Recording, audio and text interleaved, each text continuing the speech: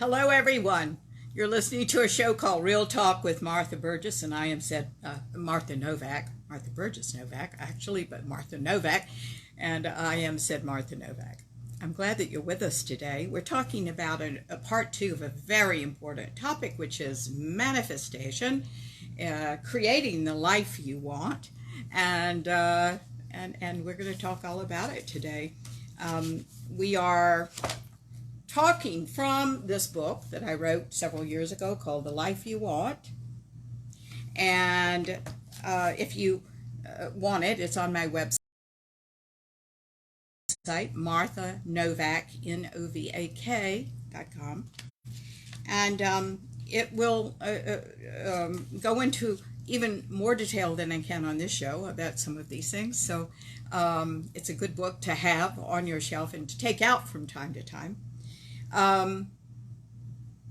Last week I gave you an overview, or started to give you an overview because we barely got into it, of the things that I wanted you to have under your belt before you started manifesting, or as you're starting to manifest. You can hear those last week.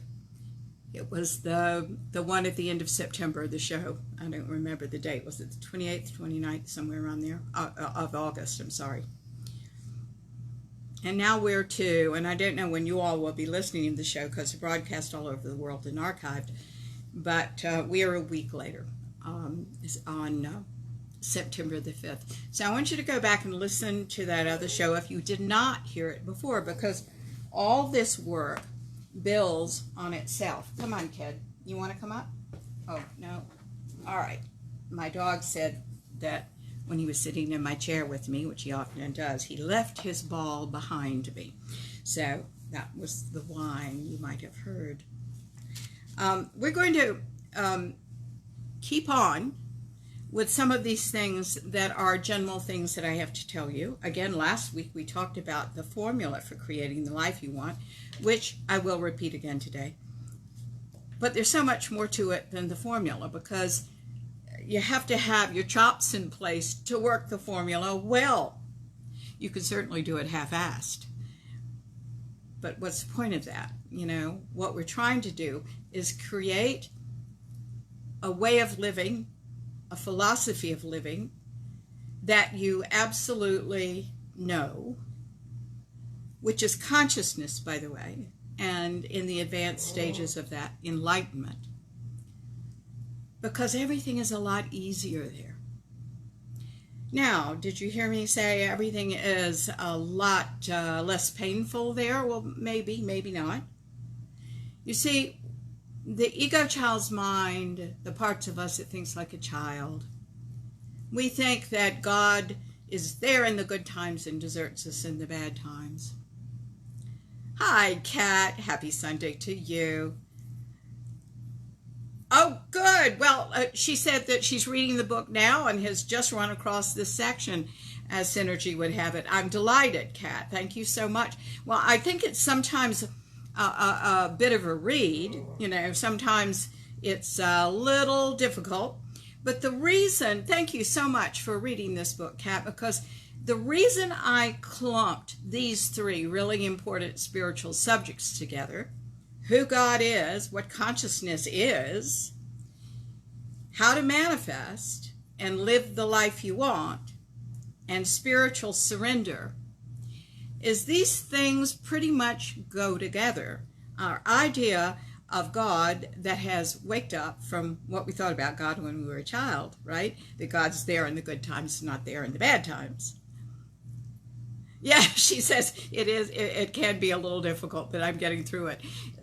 Good. And remember, you can read it straight through, certainly, and a lot of my team did, and they went, oy vey. And then, a year later, they went back to it, and they understood everything. So just keep going. Yeah, it is a little tough in places. I understand. I'll tell you, one of the reasons it's tough is it's designed to challenge some of the old things that are in place for you, because we want to rattle those and have you move through them. I'm not there as your healer in your life. And so what I wanted to do with this particular book, is to write something that shook up the ego child's mind a little bit, because one of the principles of healing is one of the principles in life, universal laws, which is chaos to order. So if I can create a little chaos in what you think and how you feel and how you look at the world, then you on your own, if you're open to it, might go on past that, you see? So it was well designed, I think, to do that, because it's a bit of a shake-up here and there. Thank you, sweetheart, for reminding me to say all that today. I'm going to start out with a prayer like I always do, and we're going to launch into a few more things I want you to remember as we go into some of this material. We are then going to talk about some of this material, and then we're going to talk about some of the things you absolutely need to know. So I'm kind of in the how-tos right now in terms of make sure you have these principles in mind, challenge yourself if you do not, to incorporate these in your life and your belief system. And then we're going to talk about really some major things that stop you. And if you bring those to consciousness, if you realize what you're doing, what I'm trying to do is take the power away from them so that you can go, oh, look at what I'm doing, and stop that. So you can go on and think something else. All right, kiddos. Trying to put some power in those beautiful hands of yours. Okay? Dear God, who is all there is, you who are all we are, and all everything is in this world. We thank you so much for being here together, for opening ourselves, for seeing, hearing, sensing, and knowing what you would have us do as things to contemplate, where to move, what to feel, and what now to spiritually believe as we deepen in consciousness. We thank you for all of this, dear God. We now humbly say we know nothing, for it is you through us in all things that know it all. And this part of us will inform us today about what we are needing to do, what we're needing to believe, where we need to go, what we need to feel, and what we need to surrender to our highest selves, that it may be transformed as deeper levels of awareness, consciousness, enlightenment, truth, and love in our lives. We thank you for all this, dear God. We say this now, putting ourselves fully in that place. In your name, in the name of the Ascended Masters, our love-centered guides and friends, and certainly in the name of each and every person listening to the show today. And so it is. Amen. So I'm not going to go back and pick up last week, but you keep in mind these shows are archived and they're absolutely free. They're on Blog Talk Radio, Facebook Live, and YouTube. So all you have to do is enter my name and the date of the shows, and it should bring up, these things for you to hear. So some other things that are tips for you is be patient with yourself. You're here to act when God tells you. If the ascended God, now you keep in mind that when the thing that confuses us when we're in the ego child's mind is that we want so much and we don't know how to get it. We're not working within the system. It's as if when we're in the ego child's mind, the part of us that thinks like a child, we're fear-based. And it's as if we want to get somewhere. We have a canoe. We put it in the water. Nobody has told us that there's a current. And we're just going all sorts of which ways. We're sometimes paddling upstream when we want to go downstream. Sometimes we catch the current and we go, woo, magical day, and then sometimes we don't, and it's just one big old battle. What this is about, this discussion that we have last week and this week and probably next week too, is how do you catch that current? It's often described as the flow state. Certainly artists use that, the flow state. You'll hear fine violinists talk about the flow state. You have athletes talking about the zone. This is that peak performance energy. And I want to tell you, it's the, generally speaking, it's the alpha brainwave. That's the peak performance brainwave. They associate with peak performance anyway. And you have 4 brainwaves. You have beta, which is the little short jagged brainwaves where we are often frantic and running around and we think we're accomplishing so much, and at the end of the day we kind of go, did I really do enough?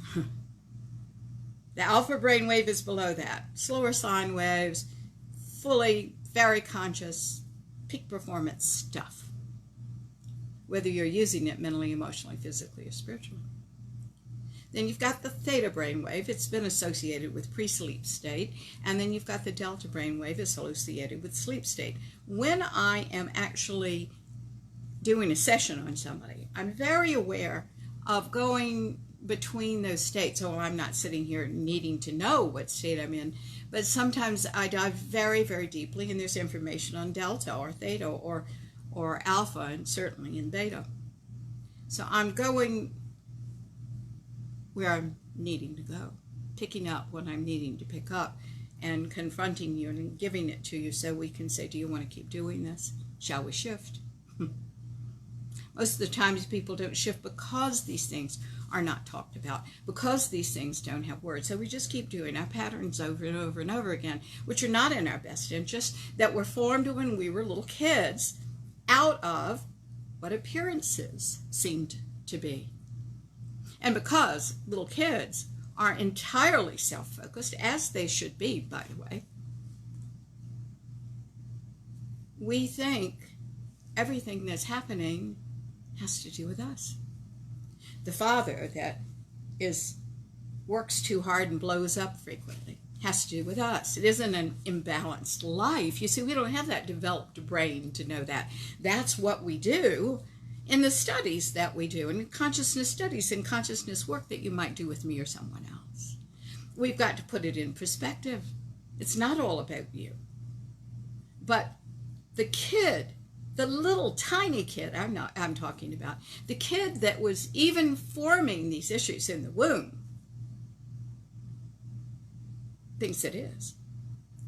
And we've got to show you a more global perspective, a more historically accurate perspective, you see.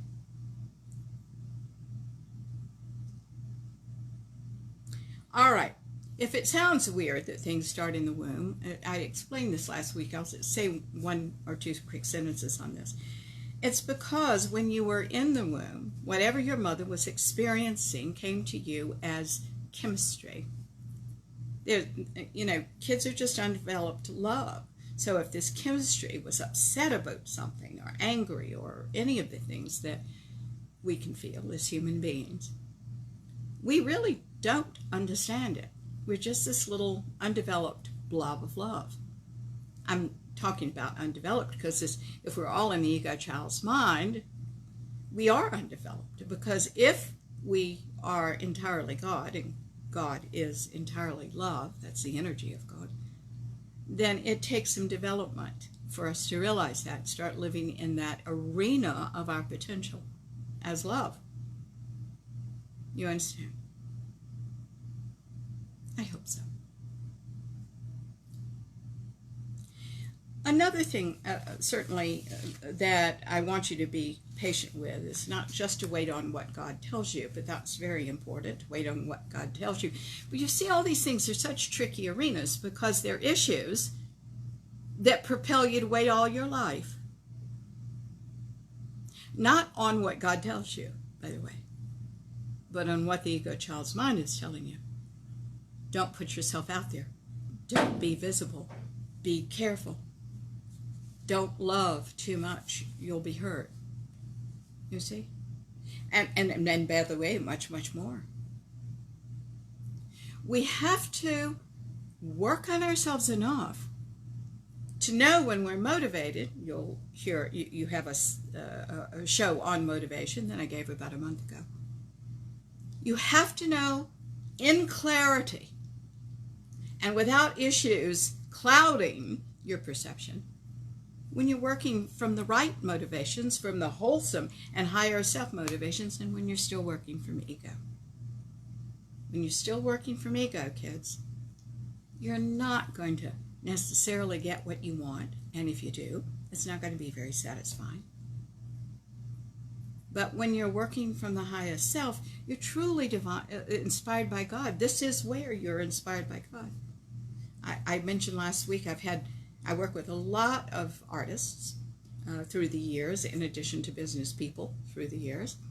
And I'm thinking of artists particularly because they'll say, oh, will this work mess with my ability to play the guitar? And it's like, it's going to make it better. Because right now, you're working from the brain. Why don't we have you work from every cell in your body and divine inspiration? Now we're talking, you see. So there are issues that propel you to wait. That's not the same thing I'm talking about here. Wait for God to tell you, because when God tells you, you cannot help but act. You cannot help but do what you're told. I've carried the idea for this book that I'm writing, or I have written, for many years. But I was told about 2-3 years ago to absolutely start writing. I heeded that call. It was something I had to do. And keep in mind, had I not heeded the call, I probably would have been very depressed with myself. We are when we don't heed these calls, because they're all in us, kids. You say, well, I'm not hearing any call. I say, then do some work on yourself and let's get the blocks in the ego child's mind out of the way. Okay. The ego child's mind does send up propaganda saying, don't do this, don't do that. It is a very limiting voice. It is limiting. And keep in mind, it has to be limiting because if you really heard God's voice in you and acted on that every time, you'd be changing. You'd be doing things. You'd be getting out there. You wouldn't worry about visibility and everything else. You'd just be doing it. That's very scary to the ego child's mind. The ego child's mind was formulated by you to keep you safe. Because at 18 months old, when it's formed, hello, Sheila.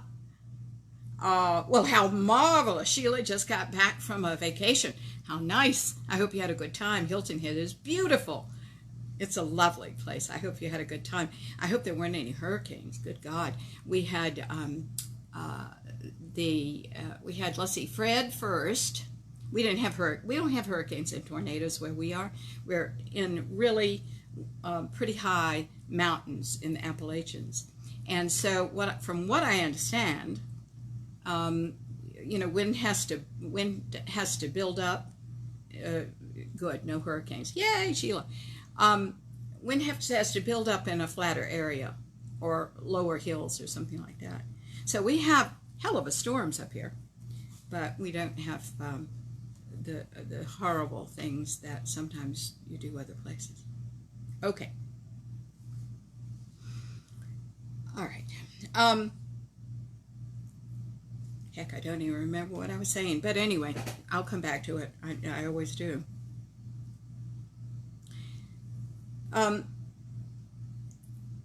Needless to say, we must challenge ourselves to act, to be motivated by the right things, by the higher self, not the ego child's mind energies. Oh, I was talking about how it limits you. That's what I was talking about. I think I finished it. It sends up propaganda saying, don't be too big, don't be too smart, don't be too energetic, Don't be too talented. Don't be too this. Belong, belong, belong, belong, belong to everybody around you. You know, fit in so you'll survive. We all learn it. I mean, I remember a story when I was a kid. My parents had dropped me off at my grandmother's house. And I love my grandmother, don't think for a moment I didn't, but it was boring over there. We ended up most of the time playing gin rummy or canasta and watching live Atlanta wrestling, which she was absolutely addicted to. I find that hilarious now. But anyway, that's my grandmother. All right. So that was my grandmother in an old age. She was an actor in her younger years, but you know, she did that in her old age. And it was a little boring for a kid, right? So Mother and Dad were going on some date or to some party, so I was dropped over there to spend the night. Well, I didn't want to be dropped over there, so I started running through her house. She didn't have an entrance hall. You walked right into the living room in this small house. You ran down the hall. I took a left through the kitchen, took another left through the dining room, took another left into the living room, and just kind of ran that loop. I was called down. My mother told me not to run so fast in the house that I'd break something, and sure enough I did. I still have the vase that matched the one I broke. Wish I had both of them. Did not. So anyway, I was punished. I don't remember exactly how I was punished. Mother probably said, go to your room, I'm going to deal with you later, or give you a spanking back there or whatever. It was an interesting experience, which we've all had, something like that. But is it the truth that, you know, I was running around and I had a good reason to run around, didn't I? I didn't want to be there. I needed somebody to hear me that I didn't want to do that. Perhaps if somebody reasoned with me, might have done it, maybe not. You know, we might have worked out a solution for that night. The interesting thing is what my mother did not say. Your mother didn't say this either, by the way. And here's the truth. Thank you so much for having so much energy and expressing your feelings in such a dynamic way. However, I did call you down and ask you to stop. Perhaps we could have talked about it, but you kept running and acting out, and you broke something. And that's the only reason you're being punished. Not the high energy, not the expression of self, not the expression of feelings. They're just better and better ways to express their feelings, right? Now, all of our lives would have been a little different had our mothers or fathers talked to us that way. Nobody does, so don't sleek off and feel sorry for yourself. Nobody gets that kind of talk. Nobody does.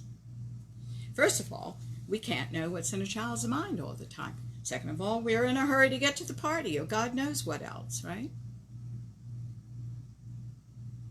But that's how you go, if I have such high energy and express my feelings so strongly, I'll get in trouble. I'll get punished.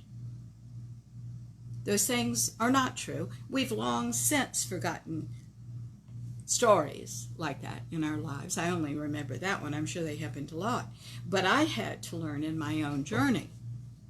No, I'm not going to get in trouble.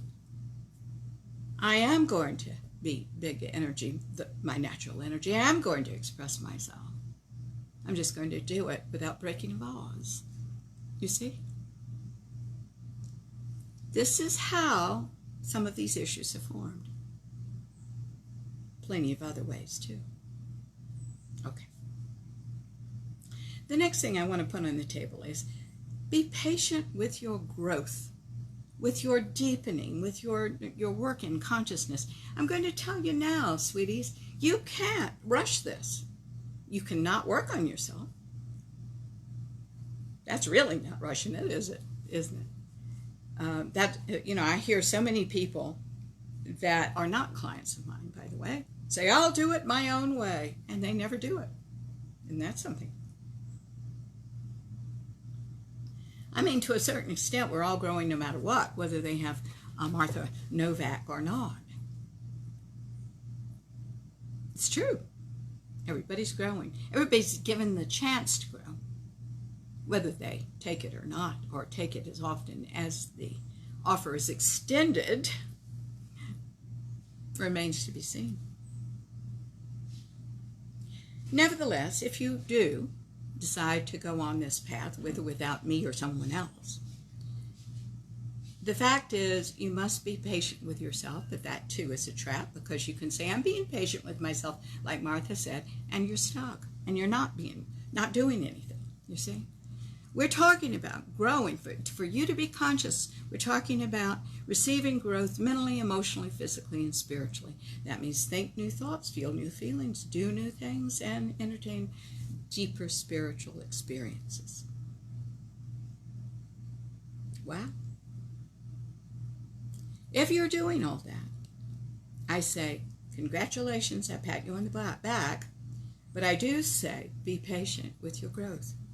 Be patient with your growth. There are just some things. This is an esoteric journey we're talking about being on. I mean, it really is. It's as esoteric as they come. Things that are good for you are often classed as bad in your child's mind, and things that are bad are often classed as good, and it's very complicated that down there in much more dynamic ways than even the ways I'm talking about.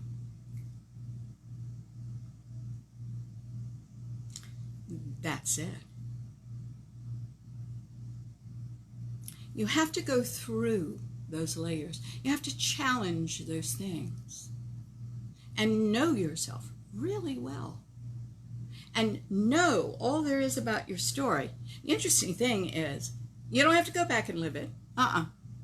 That's a really good thing the ego child's mind tells you. I have to go back and live it all. It's drama. You're going to drop drama, by the way, to do this work.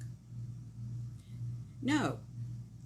You do need to go back and look at it and see that what you assumed and thought were true, it wasn't true. Where it was true, or wasn't true. That's what you're discovering.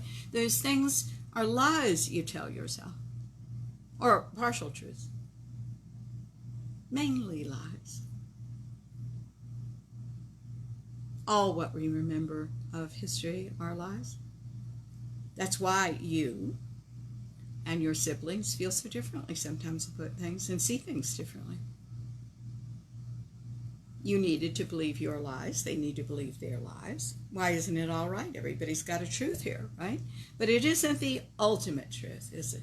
Because the ultimate truth is that love-based global thing where the past doesn't hold you anymore. And in truth, when you get there, you're kind of tired of your story. Not tired of your story because you're afraid of it and want to avoid it, like the ego child's mind does. Oh, I'm finished. I've forgiven everybody. Yeah, really? Does your life reflect that? Probably not. Because that's just something we say to ourselves to make ourselves feel better, so we don't have to go back there and do the real work on ourselves. Guys, it's the most joyous, powerful, and really empowering thing you'll ever do is work on yourself. Confront yourself. Go, yeah, that's me. You know, you get to a point, most of my clients are there now that I've worked with for any length of time, where it's like, I don't care what you find, just find it and let's go, let's, deal with it and get on. Isn't that exciting? That means you're just completely compatible with whatever it is, and let's get on with it. Let's get on with now and creating the life you want. So when you're in the right place, for God's sake, be patient with your growth. And don't fool yourself if you're growing or not going. Impatience with your growth. Oh, I should be in a better place. I should know all this by now is just drama, and the ego child's mind is giving it to you. Why? To stop you. It's slowing you down. Why isn't everything all right? You don't have an answer to that isn't from the ego child's mind, because here's the only answer to that. It is. That's a higher self answer. Everything is all right.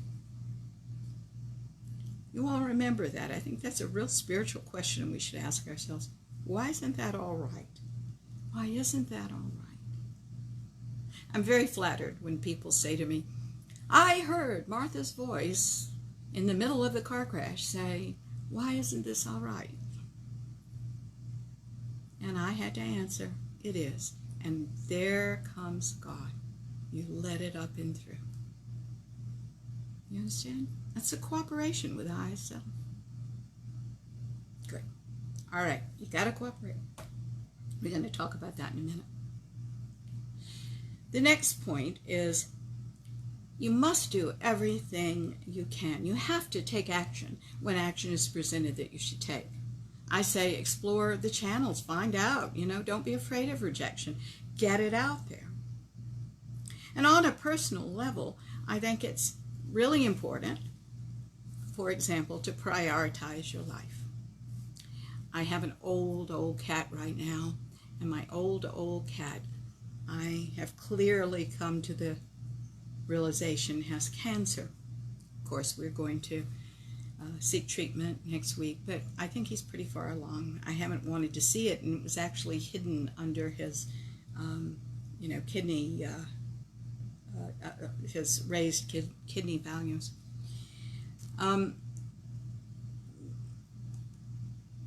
Years ago, when I realized I was not going to have kids, I realized that whoever my family was, my husband, my animals, and by the way, this extends to my friends and to clients, they were all priorities for me, various levels of priorities. And I think it's really important for you to prioritize your life. Because if you're walking by someone you say you love all the time and thinking of yourself and not walking by and patting them on the head and saying you're a good child or a good dog or a good this or a good that or a good husband, good wife, we're missing something. And then you see what happens is when we lose these people or lose these animals, if we do, we feel horrible, we're guilty, we know we haven't done everything that we could. So here's a word of advice, do everything you can. Now, am I saying sacrifice yourself to death and sacrifice yourself? No, you didn't hear me say that. That's the ego child's mind that thinks self-sacrifice is the noble way to go. It is not. It just makes you tired and you have less to give people. Okay? Please don't do that. Don't play those games with yourself.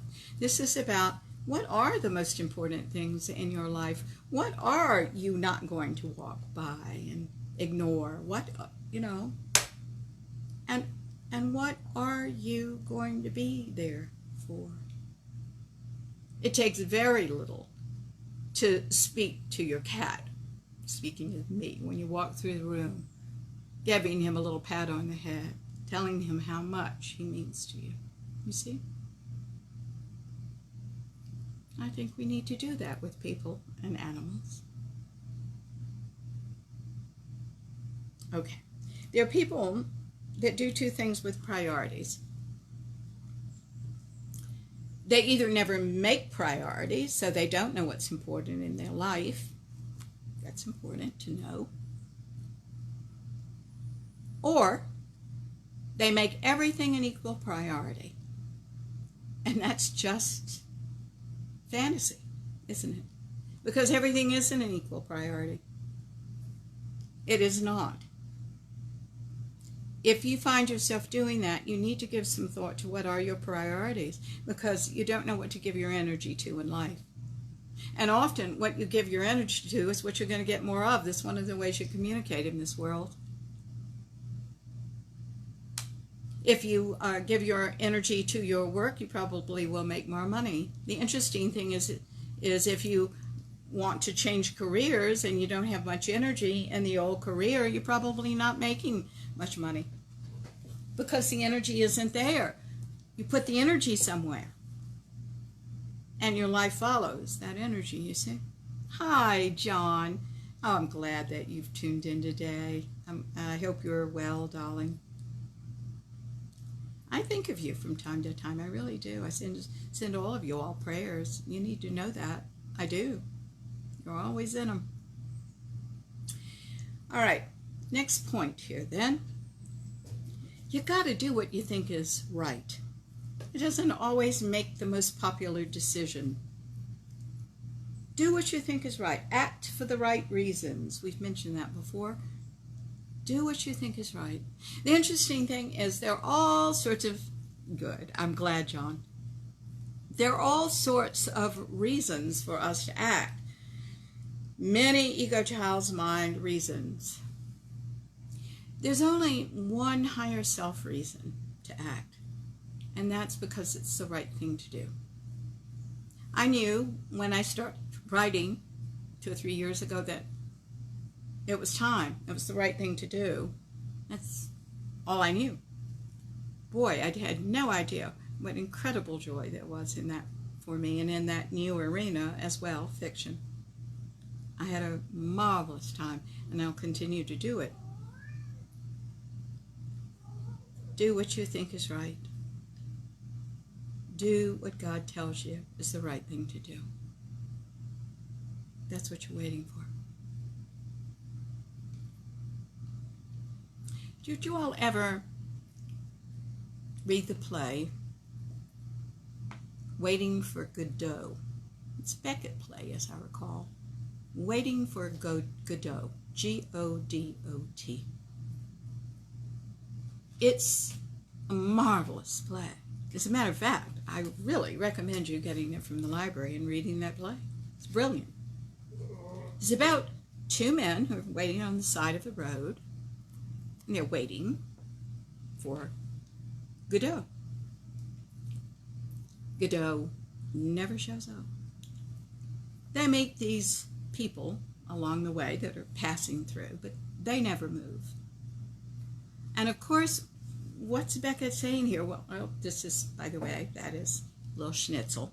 Schnitzel always has to be helping us out, usually, when we're on the air. Well, that was wonderful to see a cat head instead of cat butt, because sometimes that's what you see. It is a working household over here, I gotta tell you. All right. So in this play, Beckett is making the statement of, people are waiting around, and never initiating anything, never starting anything, never trying, never learning, never going. They're waiting for Godot. Take me seriously. That would be a good thing for you to read. It's really quite funny as they present quite a serious topic. As he presents quite a serious topic. All right. Another thing I want you to keep in mind when you're manifesting is that I want you to realize that God is the how it's going to come to you. What your job is just that you want. Now, a lot of people have this in some way in a kind of back-asswards. In other words, they will limit what they want. Oh, that's too big. Oh, I don't have the money for that. I say, well, then open your mind and be smart enough to create something where you'll go get the money. Our wants, in other words, are calls from God to be more, do more, think more, have more, create more, add more value to this crazy old world, you see, and to our own lives as well. Instead, we narrow ourselves. Ooh, that's too big. Again, propaganda from the ego child's mind, in my opinion. And then another thing we do to sabotage ourselves is just what I'm saying here. We might say, I do want that bigger house. I want that bigger house. And then we go, oh, but how will I get it? Darlings, your job is just to want the bigger house and to hold the fact that you want it and that God is working for that end by giving you some ideas, creative solutions, introducing you to the right people, who knows what. The how comes to you, and you're going to hear about this in a few minutes, in the least resistant way. So get out of the way. You have no business in the hows. Your job is to stay with the formula. Your job is to, let me repeat that formula we gave you last week. Desire, what you want, in other words, plus knowingness that lives in expectancy, plus action, equals whatever you want, what you're trying to create, sincerely.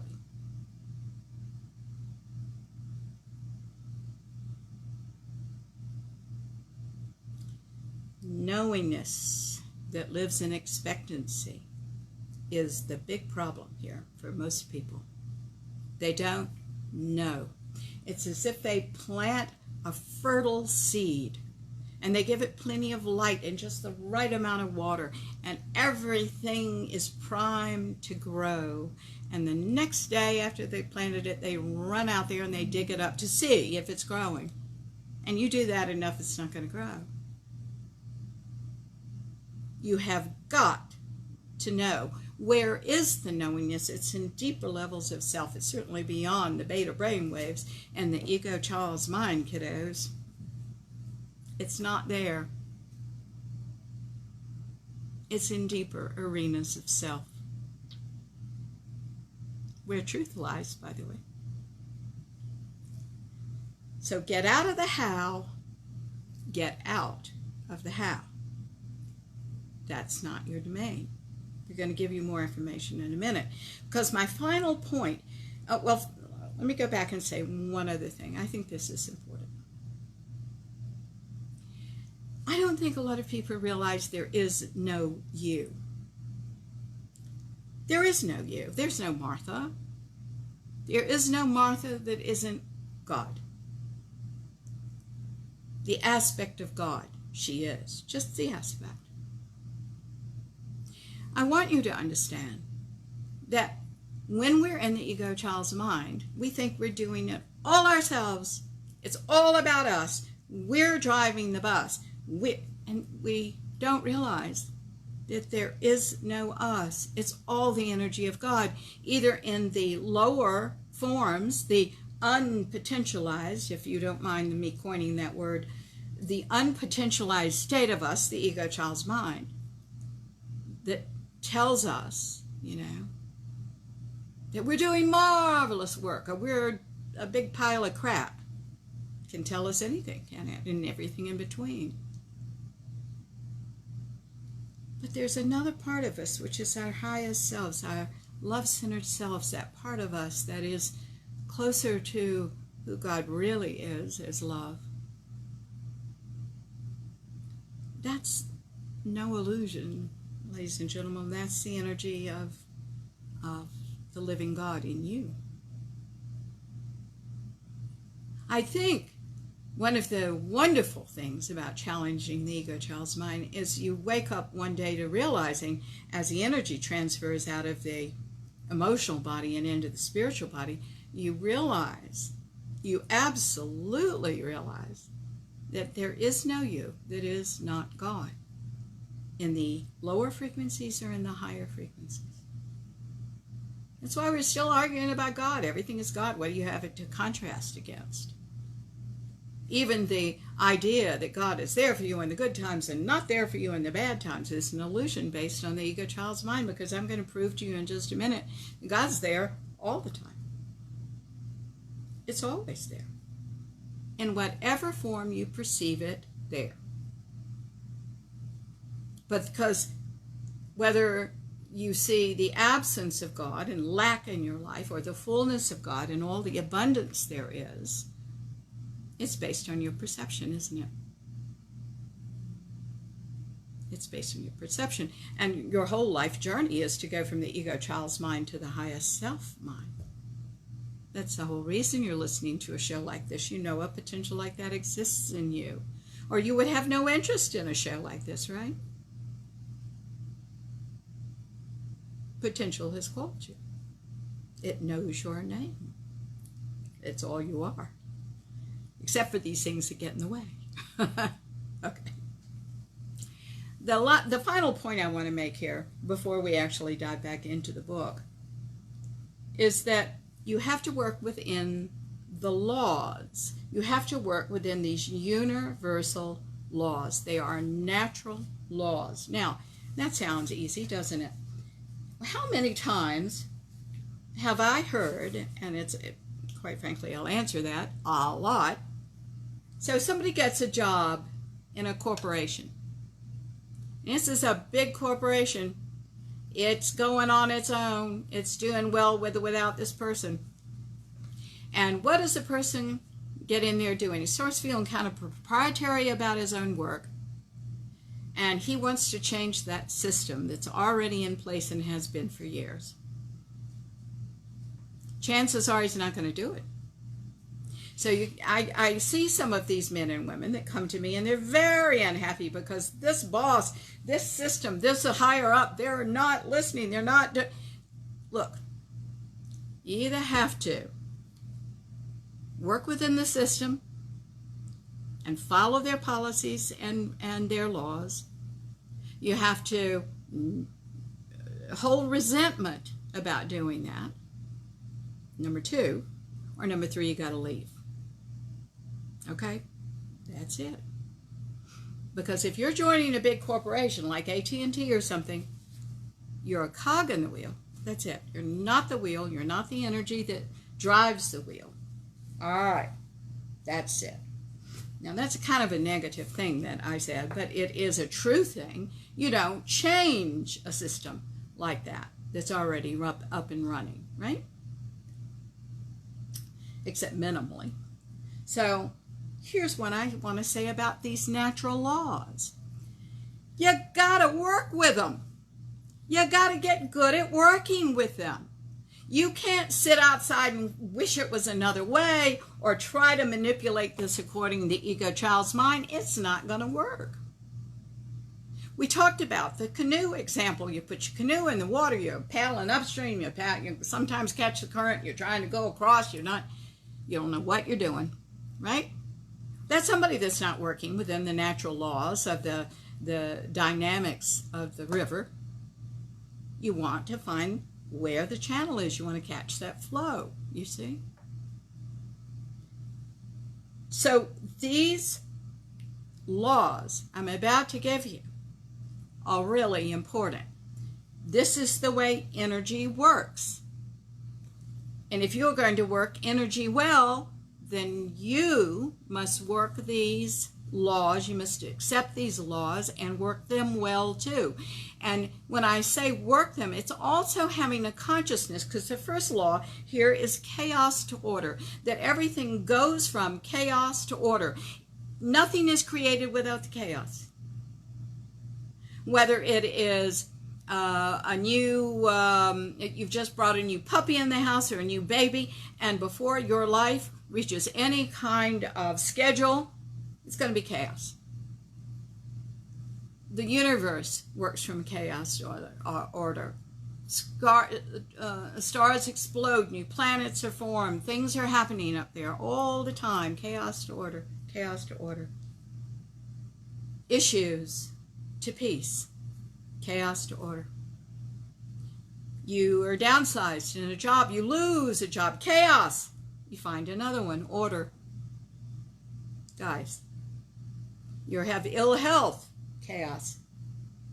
You get well, order. That is one of the laws that you must understand. Chaos to order.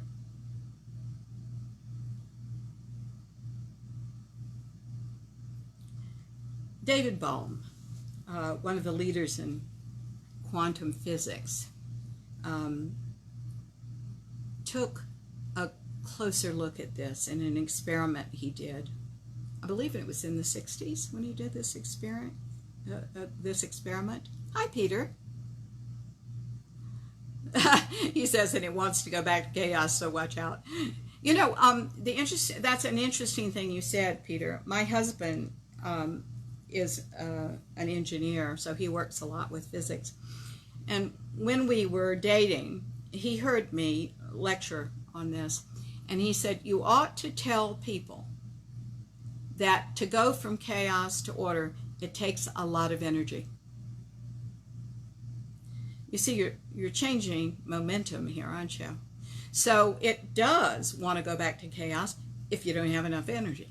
You understand? So it's the energy that you invest in change and growth, and the opportunity comes from that. So David Bohm did a really important experiment.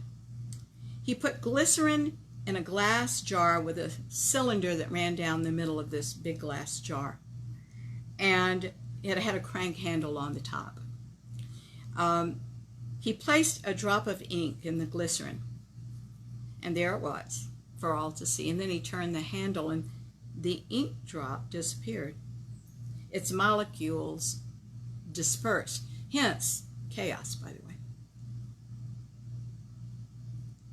When Bohm, in his inspiration, then turned the handle the other way, reversed, the ink drop reconstituted, and there it was again.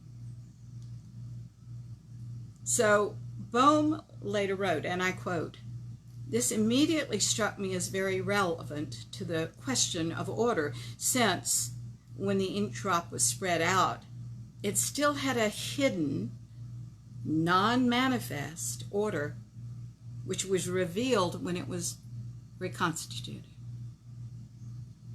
Things just appear, in other words, to be disordered. But we know that nothing's what it seems. It just appears to be disordered." So science really is discovering hidden order and chaos, and this has a tremendous bearing on how we see our lives and the act of creating itself. I'm looking at the book right now.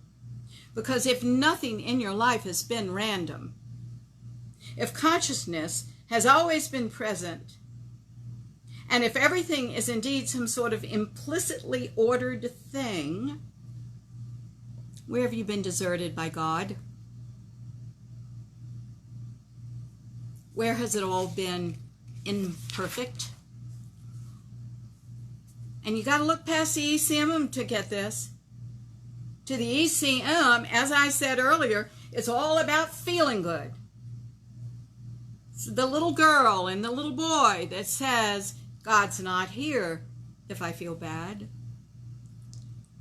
Sweeties, God is the chaos and the order. Wow. God is the chaos and the order. I find that such a peace. No matter how bad we feel in our lives, we're never alone. God's right here. He's in the middle of any situation. In the middle of any situation. We're never alone. We have united. We are united. The very nature of our being is united with God. Call it what you want. Some people, Einstein called it energy. Some people call it God. I think God is a nice three-letter word that to me means everything. It means the energy we're talking about.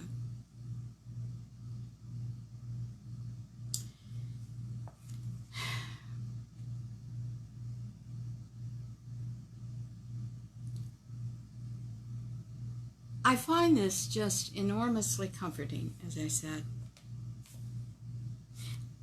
And I find it comforting in the ways of manifesting, too, because everything starts in energy, possibly chaotic energy, and moves into substance.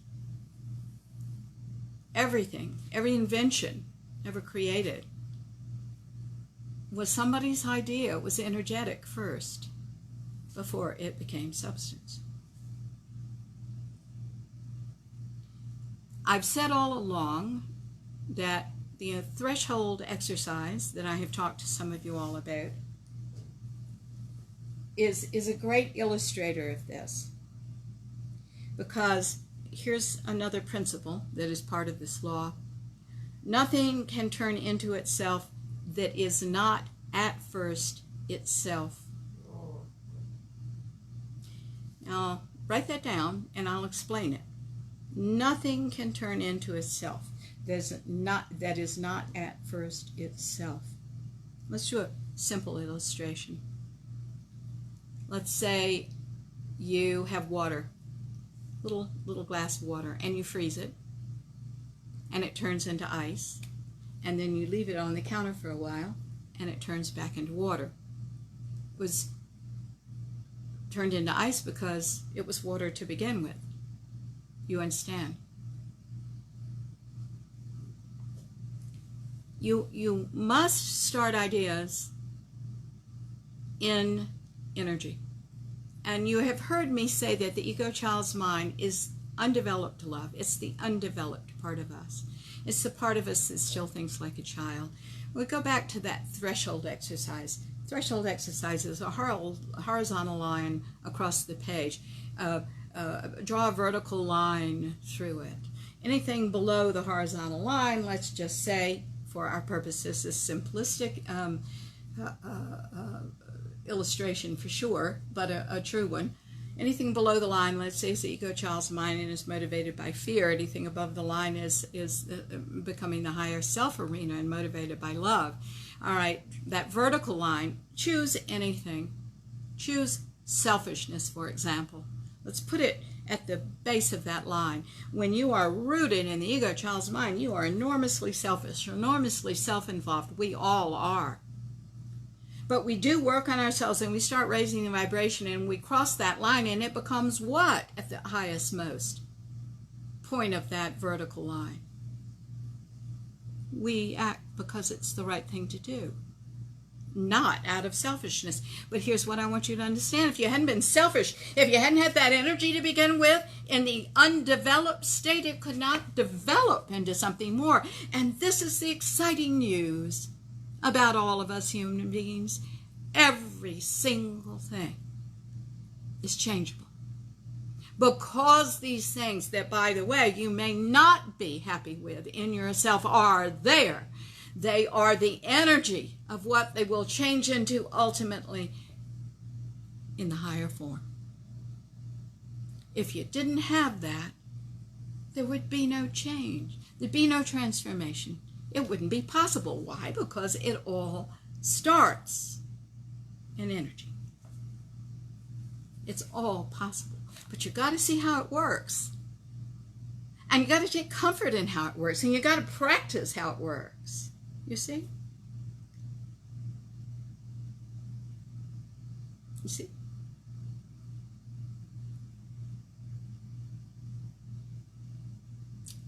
That's chaos to order. Let's go to the next law that you're going to have to make your peace with and work within. It is the law of cause and effect. I think this is an important law because what it does when you understand it is it blows to hell the theory that God is punishing us all for being bad kids. Here we go. Look, in science, for every cause, there is an effect. Seen or unseen, heard or unheard, taking place immediately after the causation or at some future time. Every moment is significant. There's absolutely no moment that is not significant.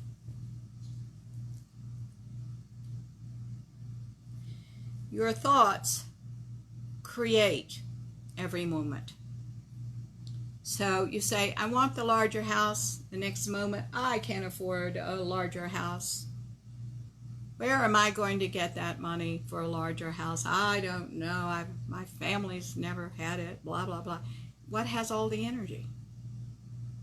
The lack of the house, certainly not the fact that you want that larger house.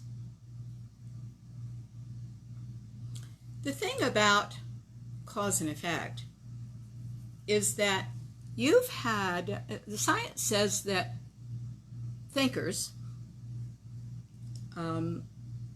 think more or less about 1,000 thoughts an hour. You can read about the science in this book. I mean, there's a paragraph about where I got that statistic. Well, if you don't know where those 1,000 thoughts went, whether it is in the creation of something or in the creation of the lack of something, you don't have control of this. Because those thoughts create your life. Not only are you doing this now, but you've done this your whole life as a kid. You have the life that you created in most aspects.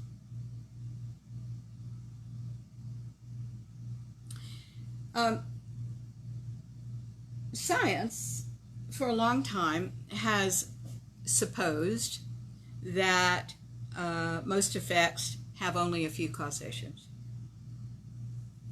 But I think it was David Bohm who opened our minds about this too.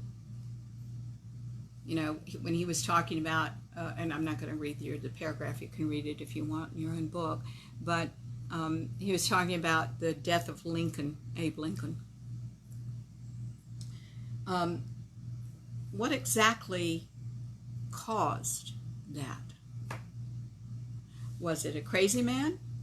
Was it the gun? Was it the hand? Was it the fact that Lincoln was in the wrong place at the wrong time? Was it the person who ever created a firearm? Was it the people that made the ammunition that got put in the gun? Is it the formulation of the anatomy of the hand that could pull the trigger? See, all of them are causations. Causations are everywhere.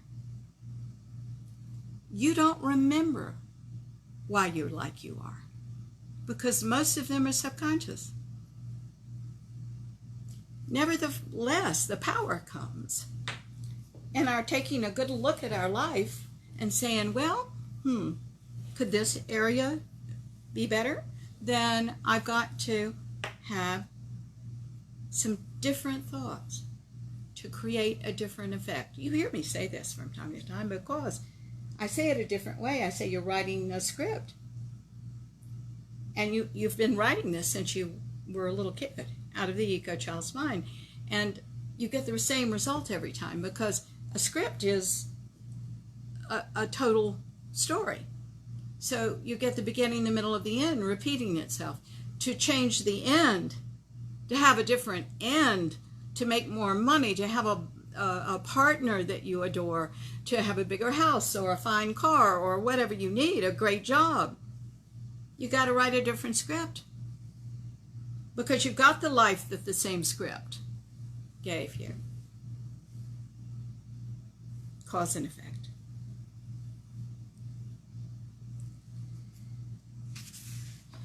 Okay, let's see if there's anything else in this chapter that I want to pull out right now. Okay. One of the important things that this book says that I want to put on the table for you in a radio show is that not only are we generating a lot of the negativity ourselves, just like I mentioned, but everything around you is too. I am constantly shocked. We are no longer, because of our speed, which often you all are the victims of because we don't have really fast internet speed. We don't have any television up here. We have to stream or do something like that if we're going to watch anything at all. You know, I quite frankly don't miss it. And the reason I say that are the ads. And what I mean by that is the ads tell you the way to think. The news programs are telling you the way to think. Heck, when I was in my 20s, I was horrified, really horrified, and spoke about this then. Didn't have much of a forum then like I do now, but spoke about it then that we should not zone out when you're watching television or when you're watching the news, because they're not just saying this murder happened in Midtown. They're saying a tragedy occurred in Midtown today. And they're telling you how to frame the story. Guys, that's dangerous. 90% of all the people are going to have bone loss, and you should take calcium to prevent it. You hear that enough. You see, one of the ways you get information into your subconscious happened when you were a kid is, guess how? Repetition. So you're lying on the couch, not thinking of anything. You think you're zoning out during the commercial. You're not. Subconscious is hearing that. It hears something enough, it's going to believe that deep down inside. And you are the gatekeeper of what you believe. It becomes very important that you don't have thoughts that you don't want to think. The speed of our culture also contributes to the misunderstanding of law and effect, cause and effect. We want to see immediate results. We think that something's not having an effect unless we see immediate results. And that's not true. It's simply not true. You don't remember all the people in your life that influenced you, that caused you to think the way you did. You think you remember them all, but you do not. There were all sorts of influences there.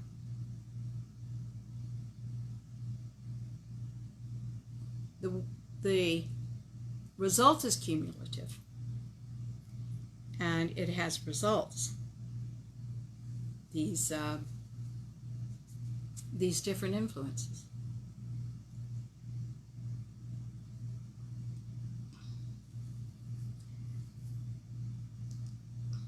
Another reason that cause and effect is misunderstood is that God doesn't serve us the way the child's mind thinks it should. We have an idea that God's kind of like a Santa Claus, giving us things we ask for. Or we receive orders from my mothers and fathers about how to live. Eat your vegetables, drink your milk. Okay.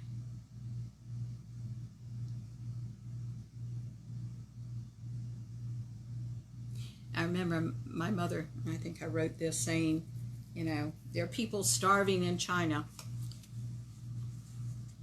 As if my not drinking my milk could help, or my drinking my milk could help a starving child in China. Now, I don't use this show as any kind of political forum, and I'm certainly not going to do it now, except to say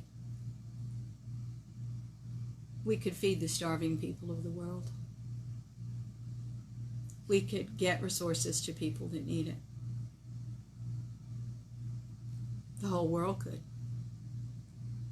But people's egos are certainly in the way when that doesn't work.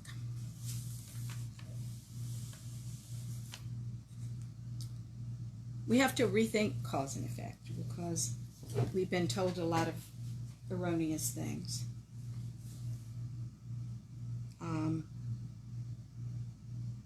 And well-intentioned things. I mean, we should drink our milk, I suppose, when we're young.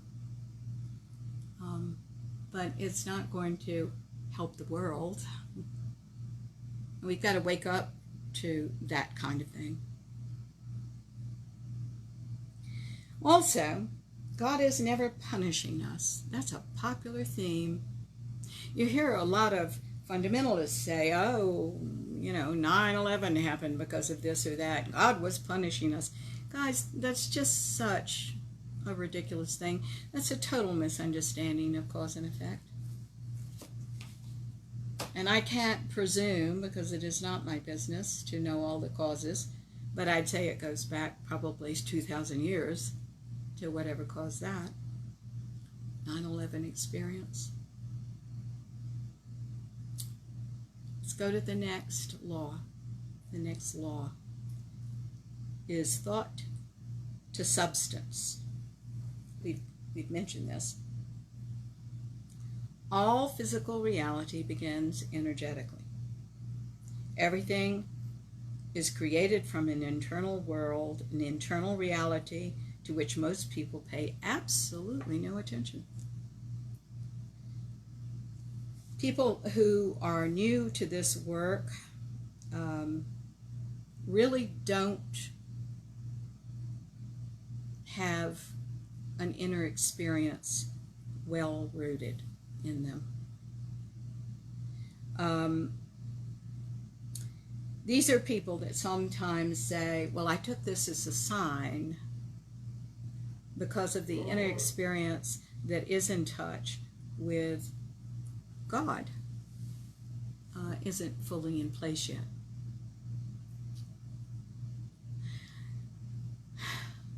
We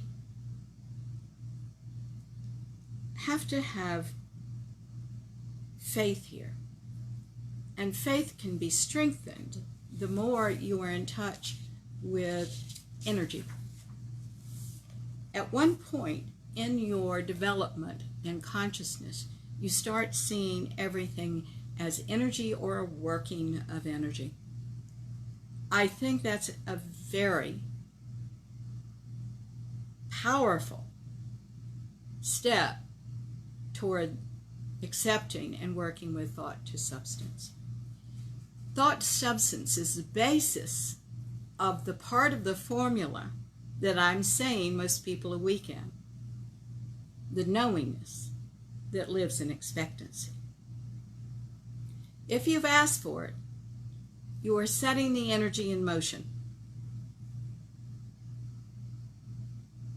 And it is so, unless you think other thoughts that pull that energy down. It's like going up and digging up the seed to see if it's growing, as I said. It's going to grow. Leave it to grow. Let it do what it's supposed to do. Part of this is faith. We have to have it. And of course, the more you've seen this work, the better. But if on the off chance that it works for you, and it may in small ways, you still don't believe it. Because when you really, really want something, you know why? It doesn't work. You know why? You're in the way. You get in the way. Somehow you dig up the seed. Internal experience, where it is still energy. External experience, where it is manifestation. Do you realize it's all energy? It's all energy. And on page 106 of this book, I talk about how you should, the internal experience, you should have a strong internal experience.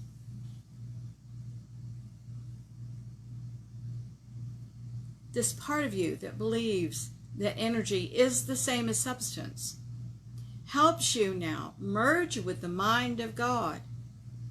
And if you don't think manifestation is easy and effortless there, you got another thing coming, because it is. This is where you merge with the mind of God. Thought is substance. Substance is thought. It's all energy.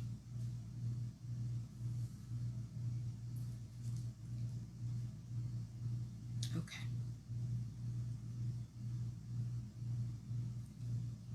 When, one last thought. This is often a point where your conscious and subconscious minds are in conflict. Your conscious mind's investing in the manifestation of something. Your subconscious mind is knows the energy.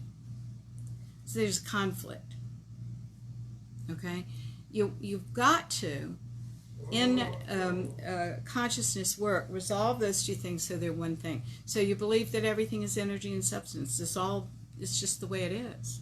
It goes from energy to substance. So if it's energy, it's still substance. You understand? It's getting there.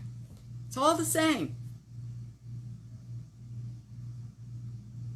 And I think the deeper you believe this, and the deeper you work within these laws, the faster you can manifest. I think sometimes the reason there's a long lag time is that you're doing things to get in the way. Every thought is a prayer. Mother Teresa said that. Thank you, Peter. Yes, as a matter of fact, it is. You understand that every single thought you think, every belief you have, whether it's said out loud or not, is either from the ego child's mind or it's from the highest self mind. But it's all prayer. One gets you more lack because you're praying from a place of lack. One gets you stuff because you're praying from a prayer of abundance. You know, God is here and how it all works, and everything is energy, and it's all great. Can you see the difference? Because where you have your energy is what you get more of. It's like sending up smoke signals to the beyond, right? If you're in your basement watching porn all day and you want a relationship, it's not going to happen. But if you have more energy in the relationship and you can start investing in wholesome activities to that end, there you go. Now we're talking movement, change, growth, and opportunity. Woo, 13 minutes. I don't know where the time goes sometimes.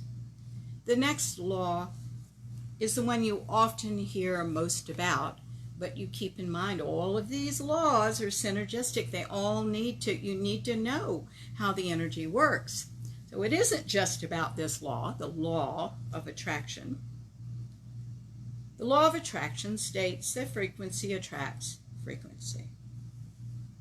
And what we said earlier, where the amount of energy is focused is what you're going to receive more of. We also hear that you must be in the frequency of what you want to attract. In other words, you mustn't have any conflicts between the conscious and subconscious minds. You have to be in energetic agreement. Okay.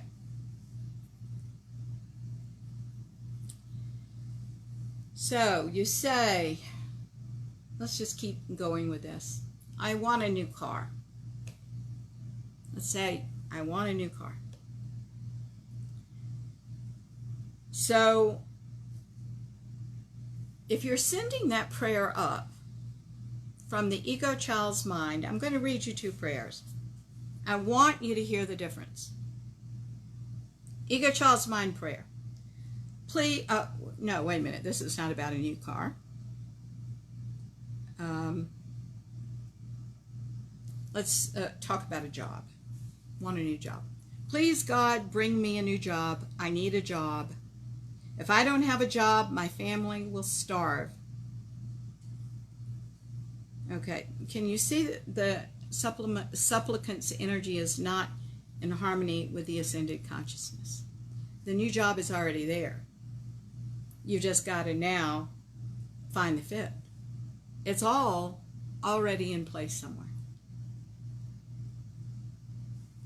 Since this person is coming from lack, he's programming himself to have a hard time getting a job. And here's the important thing that I wrote in the book. It's no fault of God's. If you think it is, that's the child's mind. Okay? Now listen to that prayer of lack again. Please, God, bring me a new job. Does that acknowledge that one exists? No. I need a job. I'm empty without a job. My people are going to starve. It's going into the drama arena. If I don't have a job, my family will starve. We are in the drama arena. Okay. A more powerful prayer might be this. God, you are everything I am and everything the world is.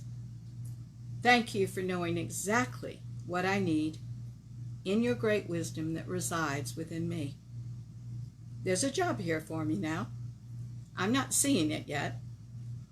I ask you to open my eyes to the gift of fulfilling and joyous work and the perfect job you have for me.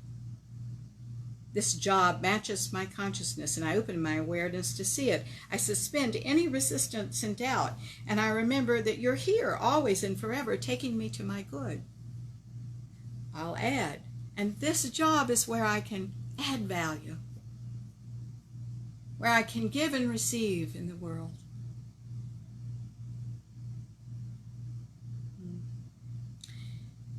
A lot of times people say, well, I don't have time to pray. I'm too busy looking for a job. Wow, I think that's emphasis on the wrong thing, don't you? Because as your brain creates these things, you have to come from the place. You see, that's what they mean by frequency attracts frequency. Are you in the lack frequency of the ego child's mind, or are you in the fullness of God frequency of the highest self? You can pray from either one. Peter just said, every thought is a prayer. But is it going to be an effective prayer or a prayer of lack? Hello, Susan. Oh, darling, thank you. I'm so glad you're with us today. How sweet and dear. It's wonderful. Glad you're here. Okay. Now, manifestation becomes easier when you have worked on yourself, guys. I'm just going to tell you, it's one of the beneficences of God. It isn't something you earn by being a good little boy and girl. It's something you open to because you're going on a deeper journey of self. You'll find out who God really is. And that this is the aspect of you. And that there are low frequency versions and high frequency versions. And you're interested in this work, even though everybody wants to wait for money, have the new car and the bigger house. You're doing this work to really know who you are as who you really are. And that's where all this becomes easier.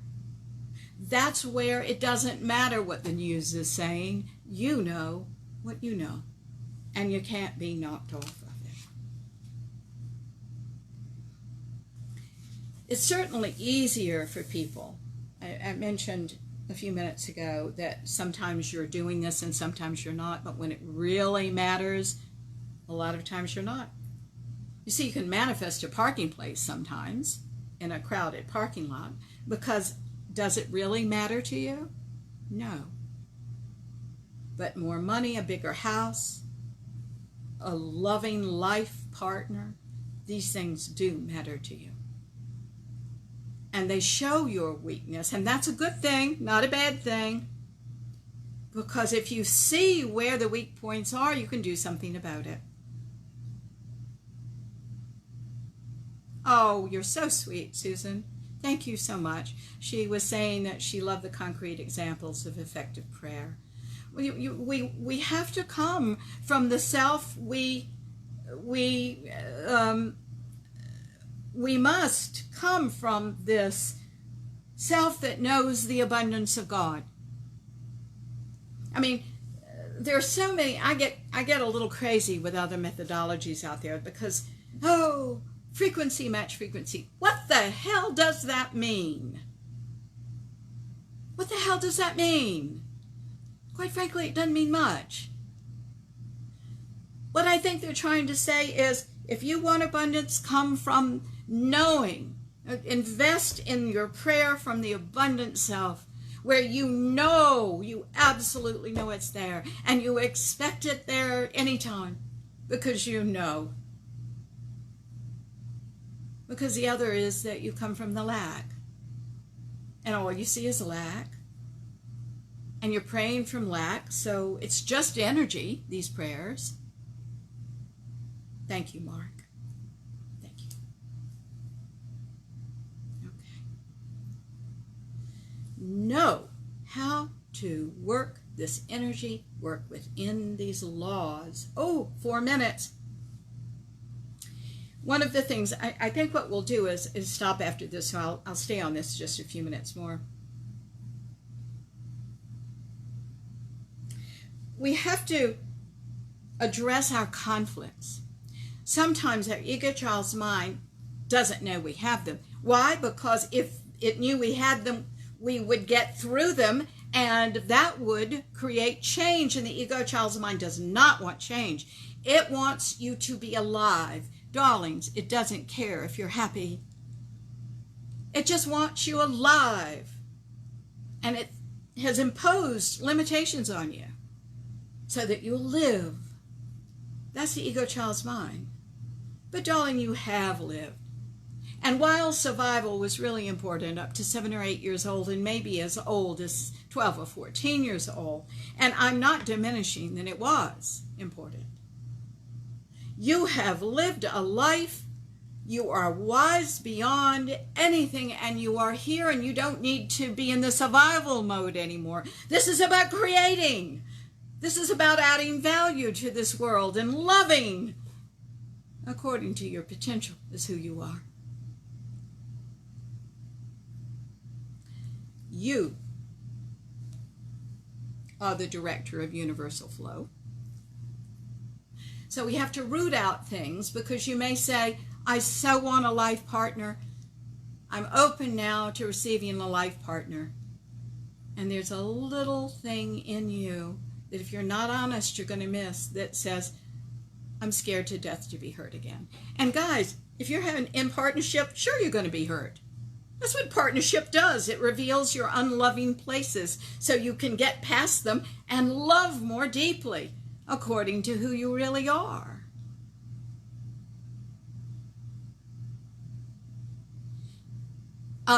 Peter just said, life is going to be hard. That's the way God planned it. I don't believe that, Peter. Thank you so much for sharing that. And you may mean something different that I'm not understanding. Certainly it's going to take more energy, but is that hard? I don't think it's hard.